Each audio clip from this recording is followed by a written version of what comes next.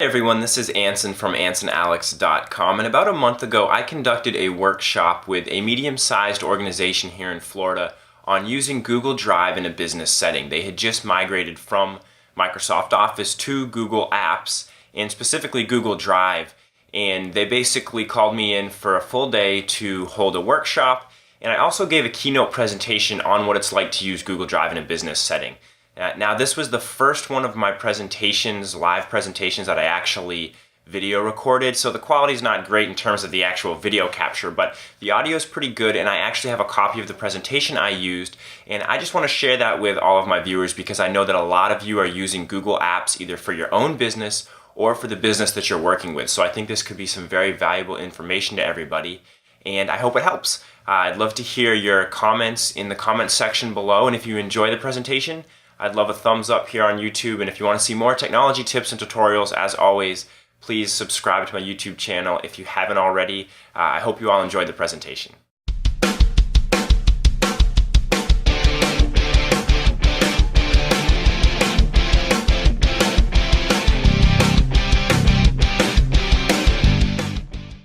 Actually, I'm really excited that you're all moving to Google Drive because about 3 years ago now I was hired as an IT administrator for a publication company in Tampa, and it was a company of about 70 employees on site and about 110, 120 employees internationally.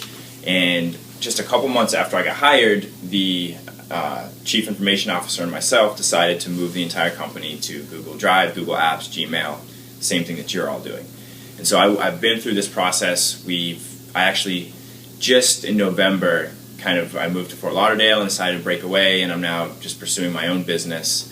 But I was there for 3 years, and we oversaw the migration. And at first I actually thought it was going to be a lot more difficult than it really was, because we've all been using Microsoft Office for the last 20 years, I guess. And it was actually a lot easier. And I think that this is the most difficult time right now, because you have all these documents, all these files that you've been working with for a number of years, and you're getting those migrated, you're converting them, and there might be some conversion issues, and some of the documents you might have to recreate.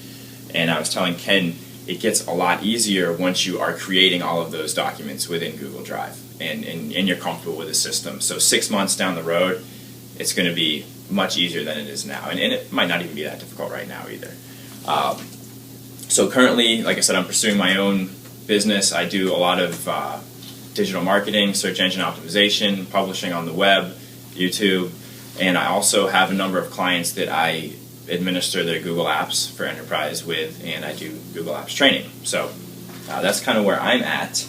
A little bit of an overview. I just want to mention, obviously I'm here for Google Drive, Google Docs, but I want to mention Google Apps because Google Apps integrates all of the different mail, the collaboration features, Google Drive, Google Calendar. I don't know if any of you have heard of the Google Apps Marketplace, but there's a number of other apps that are similar to the App Store on your iPhone or Android, where you can customer relationship management systems, time tracking systems, all these different things that can integrate, and they integrate with Google Drive and Gmail and Google Calendar. The other thing that's happening is Google's strategy right now as a company is changing a little bit, because traditionally for the last 6 or 7 years they've just been buying up all these little startup companies, all these little services, Picasa, the image service. They've got the Google cars out in California right now, they're self-driven cars. They've got energy plants. They've got everything. They don't want to have this monopoly in one specific industry. They just want their foot in the door in everything.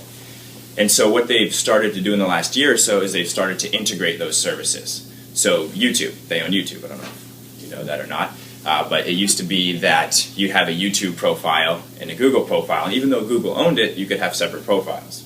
Well, you can't do that anymore. If you have a YouTube account, it has to be linked directly to your Google account. So they're really connecting all of these services, and that makes them work together a lot better. So you're going to see that in the future as you continue to use Google Apps. The services are going to become more integrated, and they're going to work better together. And also another cool thing that's happening is, the pace of adopting Google Apps for organizations is increasing rapidly too. I almost see more companies nowadays that use Google Apps than companies that use Outlook. And it's really cool because at first, and you're going to have to do a lot of this when you're dealing with clients and vendors right now, a lot of your documents are going to be in Google format, and then you're going to have to convert them into Microsoft Office, or you're going to receive a Microsoft Office file and you're going to have to convert it to Google. Well, down the road, that's slowly going to shift, and you're going to be working with more and more organizations that also use Google Apps, and you're not going to have to convert, and you're going to be able to collaborate with them in real time like you're going to do right now internally. So that's something else to kind of look forward to with Google Apps. Google Drive specifically, some of you might kind of know this, but it has three, at least in my opinion, three core functions, and that is word processing, file storage, and collaboration. So traditionally, you have Microsoft Office, which is your word processing suite. Then you've got your operating system or a server somewhere, which is how you manage all your files. And then you've got your email and your video chat and all of those systems for collaboration. With Google Apps and Google Drive, they're all linked together. So the same place that you create and edit your documents is where you're organizing them and storing them, which is the same place where you're sharing them with each other and working together. So it really brings everything together, and as I mentioned, they're continuing to do that even more right now. So that's really the main functions that Google Drive provides for you. And then the benefits that you get as an organization is you can access it from anywhere. So those days of emailing yourself attachments, putting files on flash drives, having to take your laptop. You might notice, I don't know if you noticed, but this isn't my laptop. It's Ken's laptop. I did bring my computer just in case, but I didn't need it because this is a Google presentation. I can access it from an internet cafe in Toronto, Canada right now if I wanted to. So that really helps a lot. Your computer dies, you can just pick up your friend's computer and you can access all your stuff. So real-time collaboration, we mentioned that. I think, Ken, you mentioned that people have already been doing that, working on the same document at the same time. It's awesome, right? Yeah. Has everybody seen that? Yeah. Okay. Very cool. A lot now. Yeah. Our senior team have been doing it a lot. Like last night we were working on the same file and you could just see where everyone was and what changes they're making. It's pretty wild. And have you all seen the revision history as well? Yes. Yeah, look at that. Okay. Yeah, by seconds. That's at first you're like, well, everybody can edit these files, but what if they decide to do something bad and then the revision history? Yeah, that's good. And one of the big reasons, just to let you know, that we went with this system, we used to VPN. And we always had problems. Anybody working from home couldn't get in, or it to the was so server. slow, and all of that. So we wanted something that we could access anywhere. Yeah, to me that's the biggest thing. You know, you just log into your account, boom, everything's there. So, and then another benefit is file security, and I think this is the one that a lot of people originally feel like there might be less file security by moving to the cloud because the cloud is accessible from anywhere. But in reality, first of all, Google is a data-driven company. They work with data. That's all they do is collect data and store it and secure it. So you can bet that they're spending a lot of money on making sure that their data is encrypted, your documents are encrypted, your emails are encrypted, and everything is secure from a sense of hackers and that kind of thing. And then the other thing is that their core competency is storing data, so it's redundant. Your data is backed up 1,000 times, and the chances that all of Google's servers go down and all of your stuff is lost compared to the chances that a server in this building goes down are much, much less. You know, if there's a fire and your server goes down, you don't have an off-site backup, you're in trouble. Google's got data centers all over the world, and so your data is going to be there. In one way, if they had a huge catastrophe, it might take 24 hours to get your data back, but it'll get back. And then the Google Apps Marketplace, I kind of mentioned that earlier, that allows you to use other services, probably down the road once you're a little more comfortable, that link together with your Drive and your Gmail and your calendars and all that sort of thing. So that's another benefit. The slide gets a little bit more detailed, but I want to mention this before we start getting into specific examples because I think this can be kind of confusing with Google Drive, and that's the different file formats. Because there's many types of formats of files you can put in Google Drive, but I kind of separate into two, and that's either Google format or a different format. Because a lot of times people get confused, they'll upload an Excel spreadsheet and it won't be converted. And then they're like, well, why can't I edit this online? And they don't realize that they have to convert it. So it can kind of be confusing. So For the Google format, those are the ones that you can't edit online. Those are the ones that you can collaborate with, that you can see other people, working on it at the same time as you. But you have to have a Google account. Now, you could share a file with a client, and if they had a personal Google account, you could share it with their personal Google. They could log in and they could edit it and look at it. But it's not really how you're going to want to do things, because you're going to want them to access it with their business account. So in order to do that, you're going to have to convert the file to Excel or PDF or Word or whatever format they use. And we can talk about that when we get hands-on here a little bit later. But Google Drive as a file storage utility can store just about any type of file. You can upload video files, you can upload music files, you can upload text, image files, anything you want. It doesn't just have to be Word, Excel, PowerPoint. It can pretty much be anything. So you almost have to separate the two. Even though you create files and edit files in the same place that you store your files, you almost have to separate those two concepts and think about, well, okay, if I'm uploading an image, it's just stored here, and then if I'm creating a document, I'm getting into a whole different part of Google Drive here. Does that make sense? For the most part. Okay. Let me know if you need clarification on anything, please feel free to interrupt. So shared folders, it's good to see that Ken has been implementing those and you've been using those. I put this in here because for organizations, this is a feature that can really save a lot of time and a lot of headache and frustration and confusion, because especially if you're hiring new employees or you're switching departments around, let's say you have 20, and especially now because you're migrating all your files, so you guys have a lot of files that need to be shared with different people. If you've got 20 files and they all need to be shared with the same 5 people, instead of going to each file individually and hitting share and then adding those 20 people, then go to the next file, share, and adding those people, you can just create one folder and you can share that folder with the 10 people. And you can decide, do they need edit permissions or view permissions, just like you can on a regular file. And then you can just select all 20 of your files and drop them in that folder. And it will automatically, the permissions will propagate to everybody who the folder is shared with. So all of a sudden, you get a new team member on the sales team. Instead of having to go into those 20 files and add that person to each file, you just add that team member to the folder share. And all of a sudden, those 20 files will pop up in their drive or in the shared with me section. So does that make sense? Mm-hmm. So that definitely adds a lot. It increases organizational efficiency. Some of the challenges. So as Ken mentioned, I don't work for Google. And there, with any system that you use, whether it's word processing, collaboration, or an accounting system, there's going to be limitations, and there's going to be things that don't work exactly how you need them to or want them to. You can usually find a way. So I want to mention those because those are important for you to understand up front, so that when you come into a situation where you face one of those challenges, you kind of can figure out, well, it's a challenge, you can kind of try and work around it or find another solution.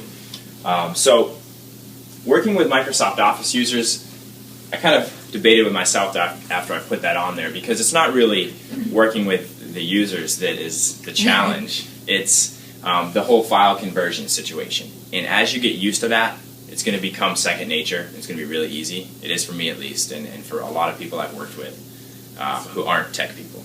Okay, but at first, it's going to be confusing, a little more confusing when you receive an Excel file. You're going to have to make the decision. Do I need to edit this file? Do I need it in Google format? If you do, then you're going to have to convert it so you can edit it. But at the same time, maybe you just want to view it exactly how they sent it. You don't need to edit it. You can keep it in Excel format. So a lot of what you're going to be doing with the conversions and stuff, it's situational. And it's up to the organization, too. It's up to Ken and everybody else here who, are we going to convert all of our files? If that's a policy, then that's what it is. But you're definitely going to run into some of those challenges with the file conversion. And the same with sending files. I've already been talking about a couple Excel files here this morning, and I think that one of the first questions that people have when switching to Docs, or one of the first challenges they face is, well, I converted this file, but it didn't convert 100% correctly.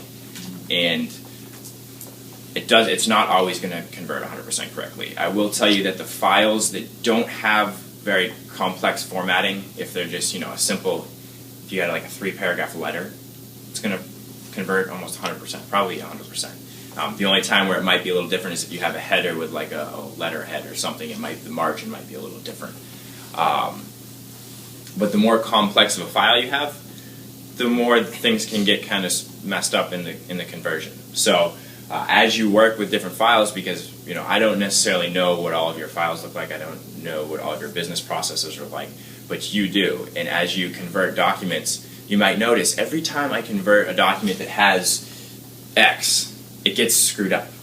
So unfortunately, the best option might be to change X before you convert it, maybe not use that feature that you've been using, or after you convert it, you might have to go in and make a few little changes. But where it's going to get a lot easier, like I mentioned earlier, is when you are creating these documents from Drive, from the beginning, and you don't have to go through that conversion process. And so then when you send documents out, you have the option of sending them in an Excel format, OpenOffice format, PDF format. You can also do text files and stuff like that. So that's definitely some of the challenges with file conversion, and we can talk about those today. Word processing limitations. This hasn't been too much of an issue, but I can envision it for certain people. If you're a super power user of Microsoft Word and you're using all of the really advanced features, some of those features might not be available in Google Docs. Now at the same time, Google Docs might have some features that Microsoft Word doesn't have. I will say, however, this can also be a benefit, because I think it was 2007 is when Microsoft updated to that new version of Word, and it's got the 4 different main sections, and then within each section there's all the different choices, and to me it's just too much information and I couldn't find things, and going back to Google Docs was like a simplified version, and to me it was more efficient. I could find what I'm looking for, I could do it and be done instead of having to search for half an hour. So it kind of depends on how you use it. This could be a challenge or a benefit. And then constant updates. I think that this is definitely something that traditional users of Microsoft Office, it takes a little while to get used to, but it's the way technology is going nowadays, not just with Google Drive. With any cloud-based service, they're being rapid application development is what it's called. These applications are being developed as you use them on the fly. And with Google Drive and just Google Apps in general, there will be a day, some days, lots of days, when you walk in and all of a sudden something's a little different. Something's moved a little bit, or there's a new feature, or a label has changed. Google Drive didn't used to even be called Google Drive, it was Google Docs.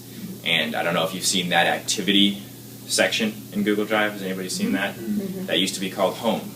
And all of a sudden one day we came in and it was Activity. So those things are going to happen, and unfortunately you just kind of got to roll with it. If they do release a really big update, the administrator, Ken, will be notified beforehand, and it'll give him the option, or at least in the past, this is what they've done. Who knows? Maybe they'll update their process of updating. I don't know.